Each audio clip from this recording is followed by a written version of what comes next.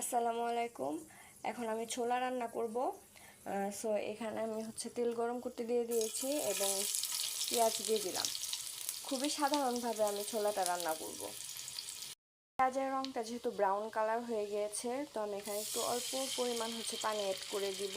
তারপরে আমি আস্তে আস্তে সব মশলা অ্যাড করব। অল্প পরিমাণ হলুদ, স্বাদ মতো মরিচ, পরিমাণ মতো ধনিয়া, অল্প করে একটু জিরা, আমি আরও তেজপাতা, দারচিনি এবং এলাচিও দিয়ে দিচ্ছি।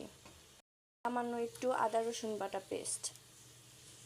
মশলাটা ভালো করে কষিয়ে নিব যাতে কাঁচা গন্ধটা না থাকে।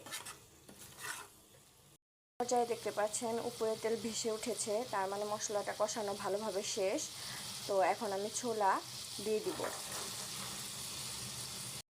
এখন আমি স্বাদ মতো লবণ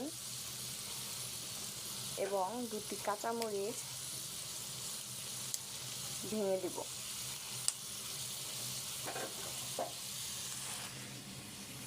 আসলে আমি ছোলা আর ডাবরি একসাথে রান্না করে নিচ্ছি। ছোলা আর ডাবরি আমি সারা রাত পানিতে ভিজিয়ে রেখেছিলাম এবং তারপর সিদ্ধ করে নিয়েছি। সিদ্ধ করে পানিগুলো ঝরিয়ে নিয়েছিলাম। এখন দেখতে পাচ্ছেন ছোলা আর ডাবরিটা আমি একটু মশলার সাথে কষিয়ে নিচ্ছি। তো এ পর্যায়ে আমি একটু পানি অ্যাড করব, খুবই সামান্য।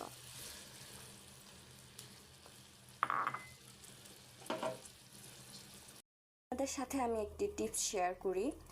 যেহেতু এটা মুড়ি মাখানোর জন্য বা চানাচুর বানানি খাওয়ার জন্য এই ছোলাটা রান্না করা, তো আপনাদের এটা মনে রাখতে হবে যে খুবই কম মশলা দিতে হবে।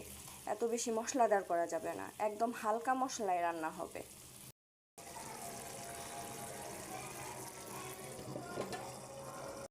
তো এ পর্যায়ে আমার রান্নাটি শেষ হওয়ার পরে যে এমন দেখা যাচ্ছে। তো এখন আমি বাটিতে বেড়ে নিব। তো ছোলা ডাবরির ফাইনাল লুক। দেখা হচ্ছে নেক্সট ভিডিওতে। আল্লাহ হাফেজ।